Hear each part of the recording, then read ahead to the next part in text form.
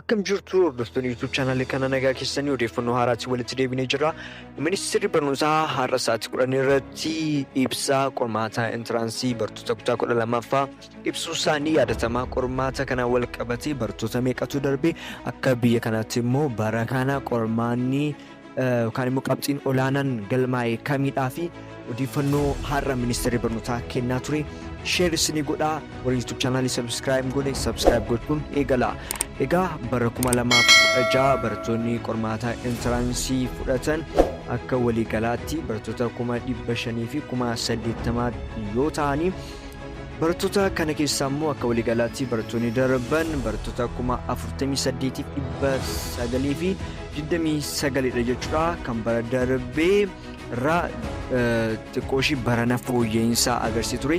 Bara darbee barattoota naannoo 34,000tu kan darbe, barana immoo ol guddachuudhaan barattoota 48,929 fi 29dha kan darbe jechuudha. Kana keessaa dhiiraa 30,000 fi 451 akkasumas shamarran immoo shamarran 18,478dha. Kana immoo parsantiidhaan yoo keenyu akka waliigalaatti kan darbe parsantii 100 keessaa parsantii 8.4dha.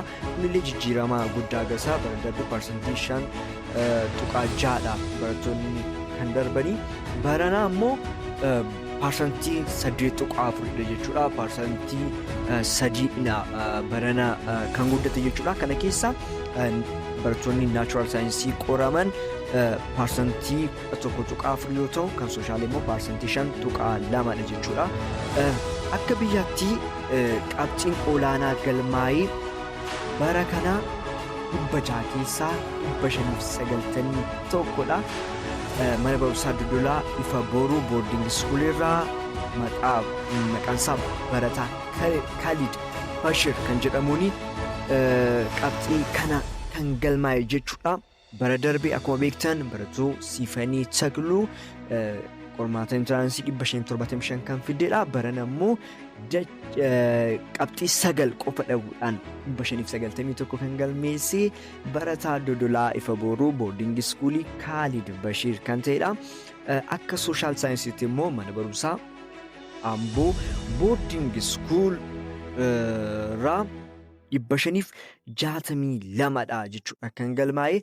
Barana qabxiin galmaa'e qabxii baay'ee boonsaadha, baay'ee ajaa'ibsiisaadha. Manni barumsaa Amboo boarding school fi Dodolaa Ifa Booruu boarding school asumaan congratulation jechuu akkasumas uummata Oromoo hundumaan baga gammaddan jechuun barbaada. Akkasumas immoo naannoo qormaata kanaan information jiru kan biraa rimidaaliin bara dhuftullee akka jiru ministeerri barnootaa kan gabaaseedha. Ministeerri barnootaa Biraanuu Naggaa kan himanidha jechuudha. Rimidaaliin bara 2018 kan bara kana rimidaaliin akkuma itti fufeettidha kan jiru jechuudha. Hammantaan isaa parsantiin isaa garuu akka Biraanuu Naggaa akka ibseetti yoo ta'e parsantii 40 waliin fudhanna yaada jedhu kaasee ture. Kana irratti mari'achaa jira kan jedhee dubbatedha. Akkasumas immoo qormaanni kun immoo yoom gadhiifama, barattoonni yoomirraa ka'anii laallachuu danda'u illee kan jedhu ibsa kennee jira ministeerri barnootaa. Bor haga sa'aatii 6tti yookaan immoo bor haga sa'aatii 6 guyyaa keessaa haga sa'aatii 6tti qormaanni kun gadhiifamuu ni danda'a kan jedhu illee ministeerri barnootaa kan kaasanidha. Kanaaf odeeffannoon har'aa ministeerri barnootaa kennan kana fakkaata. Barattoonni darbitan congratulation isiniin jechuu jaallannaa. Warri YouTube chaanaalii kana subscribe hin goone subscribe godhaa. Haga xumuraatti waan wajjin turtaniif galatoomaa.